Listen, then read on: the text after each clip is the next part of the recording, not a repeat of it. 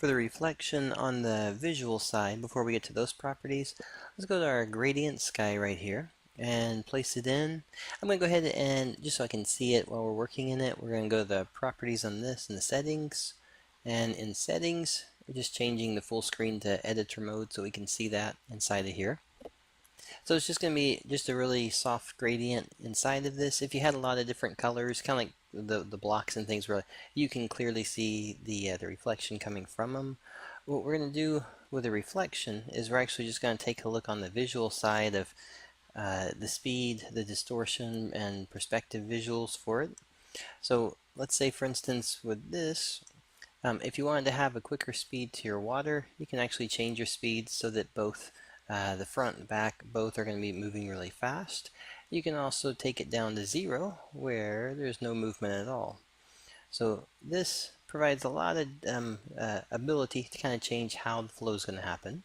Along with it, you see the distortion coming from these. If you want to have 0 distortion, take it to 0 and you'll have an exact mirror copy of it. If you want a little distortion, so it's just a little bit of a ripple happening inside of it, you can do that. Alright, so again, you can do a lot of distortion where everything is just kind of picking up the colors and stuff, and it's really fragmented coming out from it.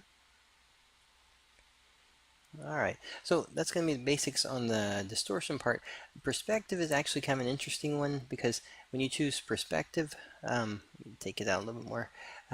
When you choose perspective, it's a little bit hard to see on right here. We'll do the pixelation here in a second so you can understand, but it's actually moving at 2 different depths. You have a slow here, a fast here, and it is going to give you the impression of actual depth versus flatness.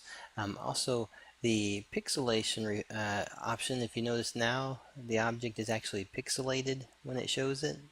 So instead of being the exact same with just kind of a soft pattern to it, if you're working with a pixel object or you want to make the reflection feel a different way, then you can choose that for it. So there's kind of a way. Notice how this line, you actually start to see a perspective depth happening in it. Alright, so that's going to be the basic setup for your visuals, just to kind of give you an indicator of how you can use those inside of it. And then again, based on what you have there, you're going to be seeing that same kind of effect when you go into game. The visual side as well is when it comes to the speeds and things like that, you can always use trigger events and turn things on or off, make things go faster or slower. So again, you have that sense of depth coming in from there. Alright, so there you go. Just another way to look at it and be able to work with them.